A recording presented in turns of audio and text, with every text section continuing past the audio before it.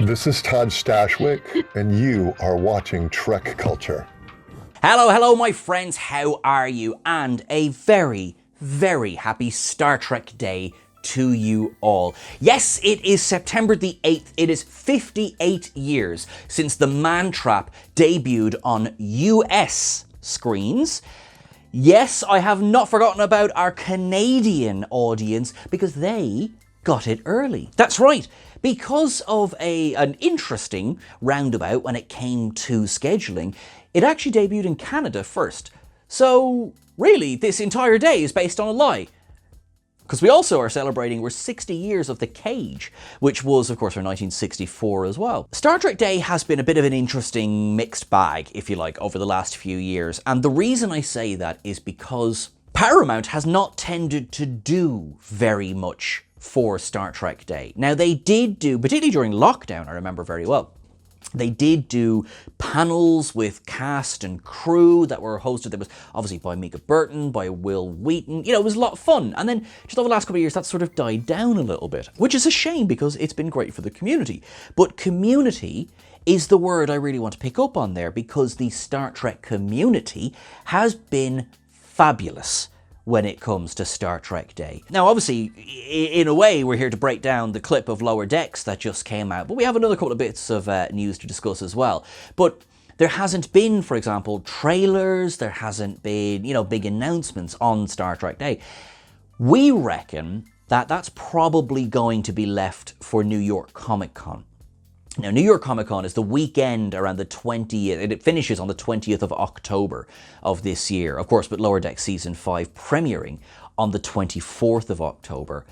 If you look at the last Comic Con, San Diego Comic Con, we had a plethora of announcements and news and clips. So if I was a betting man, if I had some Latin to put on it, I reckon we're going to get some more stuff then. Saying that, I am very glad that we've got what we got today. Yes, we got this 2-minute clip from Lower Decks' 5th and final season on Paramount. Now, I stress on Paramount because you've seen this kind of phrase being thrown around a little bit. Final season on Paramount. Does this mean it's going to be picked up somewhere else? We would like to say yes, please, but I do stress that that has not been confirmed. But before anything else, let's dive in to the clip itself. It's Lower Decks, so as you full well know, there's going to be Easter eggs in it that are more obvious than others, and some which we did not catch on the first round because, I love this show. I love this show, and I'm going to miss this show so much. So this 2-minute clip opens up on looks like it's a converted Bajoran freighter. You know that triangle freighter. You've seen it in so many different iterations of Star Trek. It appeared in The Next Generation, it appeared in Deep Space Nine, and it appeared in Voyager as the Numiri. Probably other things as well, but that's the one that jumps to mind for me. So that's obviously coasting along just over a lovely ringed planet when one of the Collectors Guild, do you remember them, walks into their collection room with a very appealing lady on his arm, flanked by 4 Hyperions, who we, of course, would know primarily from Mayherdu, who was the valet, bodyguard, all-round dog's body for Grand Nagus Zek. Now, straight away, at a glance, there's some things that jump out more than others in the room. I don't know what I could possibly be talking about, but as always, with Lower Decks, it's good fun looking around a room. Now, I will say, the last time we went anywhere near the Collectors Guild in Lower Decks, myself and Chris, it took us 2 solid days to identify as many of those Easter eggs. Now, I will be honest with you, we loved it. Oh, we loved it. We loved the Easter egg of it all. Now, I did write stuff down, I'm not going to lie. As good as I like to think I am, I don't always remember everything in the one go. For example, they're in the beta quadrant. Oh, that already went out of my head. Lovely. So, of course, the episode we're calling back to is The Most Toys. That lovely Palor Toff-inspired metal face alien, who, honestly, I mean, one day I will do that as a cosplay. I reckon I'll do an okay version of it as well. I'll just buy it and be in debt. On the wall, actually, one thing I wanted, because here's another thing about the detail that I love in Lower Decks. On the wall, look at the lights. they're shining both up and down with those two, the light spray that covers over each other. Now this is something that you don't realize you're seeing it a lot of the time, particularly in next gen DS9, I think would be the two biggest. I'll say that now, it'll be Enterprise. But no, you don't realize you're seeing it as much as you do until somebody points it out, someone whose name rhymes with Kirk. You know who you are, you legend. And you go, oh wow, they used these a lot. So this kind of attention to detail that they animate into the show is one of the many reasons my heart is breaking at the end of Lower Decks. We have Horgon, which I pointed out, we have Mahirdu, Metal Face, of course, and the actual room. Look at that couch. I mean, this is like the actual room from The Most Toys. Look at that big, lovely Bajoran tablet that's sitting there against the wall. The last time we saw this was in the teaser trailer for Star Trek Picard's second season. Now, that is, of course, the tablet from The Reckoning, which effectively set in motion so much of the end of Deep Space Nine. Sisko had to smash it first, but sure, listen, he just felt compelled to do it. How that has come to be in this particular collection, I'm not sure. If it's a forgery. Or how did a tablet resembling that come to be in Picard's possession in that teaser trailer? Well, we actually spoke to the people who were dressing the set when they were doing that teaser trailer before, because of course when that teaser trailer dropped, we all thought, oh my god, is this going to be the return of Sisko? Are they going to link back to the Prophets? It's going to be no, it just looked good. Now there's more to it than that, of course. You don't make something just cause. But it was a bit like, oh, all right. I kind of wish that had meant a bit more than it did. Cool to see it. This tablet, the one in this clip from Lower Decks, clearly based on that one that we saw in that trailer. I think, knowing Mike McMahon, as much of a Trekkie as he is, that's a good sight gag. So I enjoyed that one. The one beside it, the important bit, if you like, is the Velton sex idol.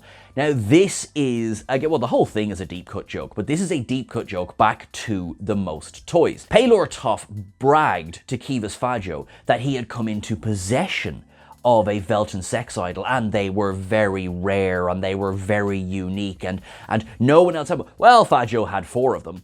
And also he asked Toff to check if the Velton sex idol that he had pearls on it, because those were the kind of sex idols that the Ferengi had added pearls to those in an attempt to kind of boost the value a little bit as well. So frankly, if it had pearls on it, it wasn't worth anything. Now, whether or not this does or doesn't have pearls on it, this collector's date is very interested in this sex idol. And of course, he's delighted because he thinks that it could be seen as an aphrodisiac. Thankfully, they are interrupted by the approach of an Orion Interceptor. And I want to say really quickly, the Orion Interceptor was one of the models I missed on the first run of Eaglemoss. And I want a big shout out to Andrew, who was an absolute legend, who sourced one for me. So thank you very much, Andrew. I really appreciate that. It's for scenes like this that make me really, really happy. We get a return of, our lovely green-skinned friends who we've seen several times before. And at this point, I was like, hold on, your man's date's voice is very familiar here. But before we get to that, he goes, well, don't worry, I can control the entire ship from inside this room. And he has a wall recess, and it has something that looks like an iPad on it as well, which again is something that, probably absolutely would be in a collector's possession. The usual back and forth, lower your shields, no, you lower your shields, no, we're going to blow up your ship, lol. And he says to them, I'm going to send you back to that dungeon, and she takes great offense to this, being like, I will never again return to my childhood dungeon. And he gets the distraction in the form of Tendi. Yes! Tendi is back and working with the Orions, which is where we saw Season 4 of Lower Decks come to a conclusion, was that Tendi had to go back and basically face her family on Orion. It was sort of payment for the Orions helping out when it came to Locarno and, his sort of botched attempt at bringing Nova Squadron back. Don't worry, Prodigy fixed that one. It's fine. Now, Tendi is still Tendi. She is still the mistress of the winter constellations, which she announces proudly, and he goes, am I supposed to know who that is? But she's also still very much Starfleet officer, Divana Tendi, because when her Orion friends beam over and beat the tar out of his bodyguards and effectively start pulling the metal out of his face, which I think is so funny when he goes, it's prescription! She does stop them from killing anyone or maiming them. So you can see that actually, even though she has gone home to be an Orion pirate, if you like, she hasn't exactly forgotten who she is and where she now comes from. And that's kind of it for our little scene. It's 2 minutes. It tells me that we're going to have, you know, well, first of all, we had to deal with the Orions, okay? We just had to deal with the Orions. And particularly, which I think is fun, is that this weekend marks the 50th anniversary of the Pirates of Orion. So I thought, what a really nice Easter egg as well to throw that in. Because, I mean, look, Lower Decks has done wonderful things for the animated series. I will say that. Go and, if you haven't watched it, well, go and watch it again. Look, yes, it's, you know, it's kind of slower in terms of today's television, but it really is good fun. As we knew already, and just confirming again, October the 24th will be the premiere of the final season of Lower Decks. We know that it's a double episode premiere, so same as season 4. Some interviews recently have suggested that they may have had a little bit more notice than we did when it came to this being the final season. So that gives me a lot of hope that it's not going to end on, say, a screaming cliffhanger, or that we can get, well, I don't want an ending, but you know what I mean, that it won't just be like, well, sorry, show's over. Also released today was the poster for season 5 of Lower Decks. Now, something that is super, super, super cool, that was designed by Matt Ferguson. His handle is cakes_comics. If you've been following him on socials over the last, well, year, if not longer, he's been designing and remastering some of the old Star Trek posters as well. So to see him with a direct creative input here is actually super exciting. It's really, really cool to see Star Trek fans being brought in creative roles in Star Trek. It was super, super cool. He was posting about it on his socials. Mike McMahon retweeted him and he put out a statement as well. So it's just a lot of fun seeing that. This poster, it's a tiny bit of a departure from the last few, because the first 4 have pretty closely followed the posters for Motion Picture Wrath of Khan, Search for Spock, and Voyage Home. And, you know, that's cool. There's nothing saying it needs to follow that. It's not like it's a million miles away, but the colour scheme is different. You know, there's the V of a 5. It does seem a little bit different, so notable in that respect. Still really, really like it, though. Yes, we absolutely scoured it for clues. There is a space station there that seems quite cool and standout. Initially, I thought, is that the one from Embarrassment of Dooblers? No, this one is different. So, potential new model. Since our last podcast episode, of course, one of the big bits of news of the week has been the release of photos of prototypes and the confirmation of the Fan Home series of models for the new Star Trek line. Now, these will begin shipping in November, unfortunately only to the US and the UK. And if you're frustrated by that, I live in the Republic of Ireland. I'm right there with you. So I don't really have much of an answer in terms of that yet. Fan Home don't seem to be changing their stance on that at the moment. Hopefully that will change. There could be licensing reasons, okay? It might not just be, you know, we don't want to ship. There could be other reasons. I don't want to get too bogged down in that for a moment, because what I do want to talk about is the confirmed issues that we know about. So we do know that the Titan A and the Stargazer, both from Picard, are going to be issues 1 and 2.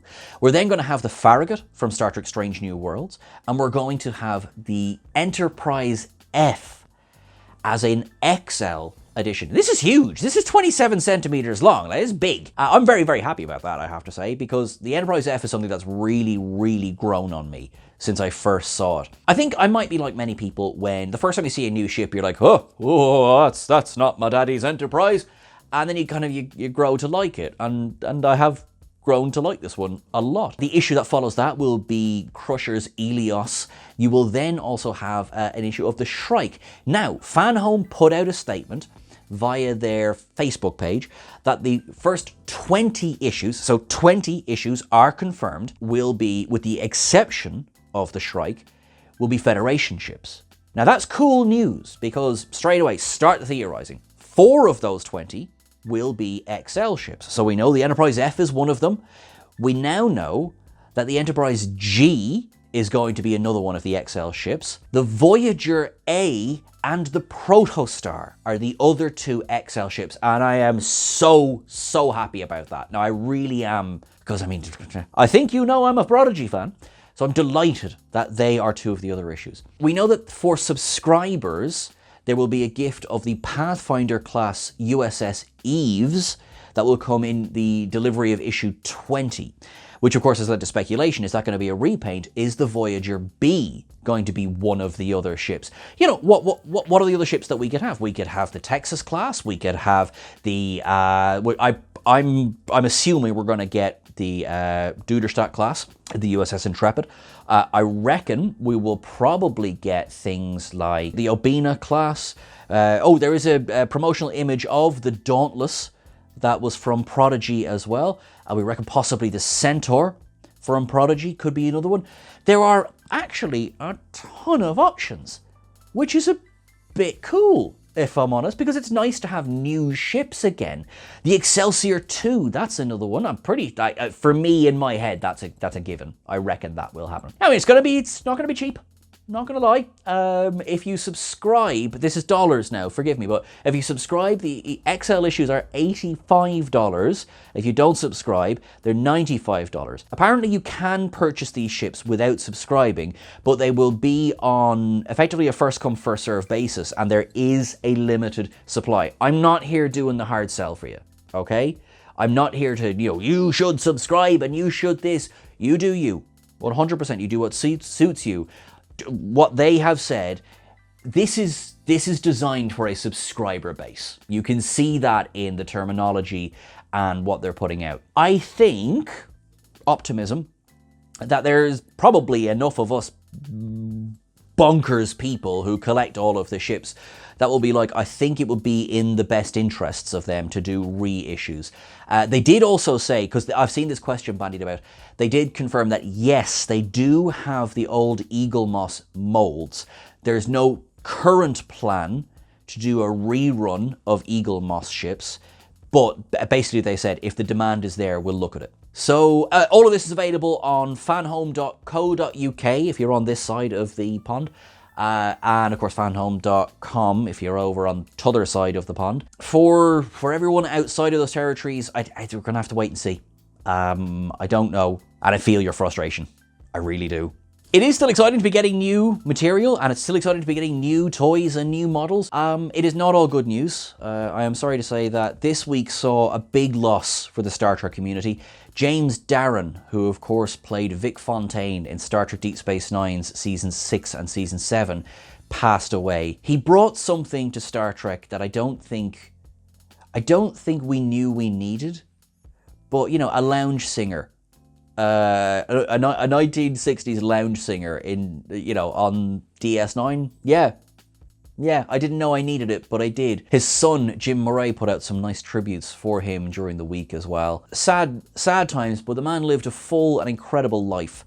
We're actually on this week's edition of the podcast, we will be going through some of our favourite Vic Fontaine moments. So please let us know in the comments below as well. What are your favourite Vic moments? Folks, that's everything for now. Thank you so much for watching along. Obviously, any more news or anything, we will let you know. Please like, share, and subscribe to the channel. Thank you for helping the channel grow. You are awesome. You are wonderful.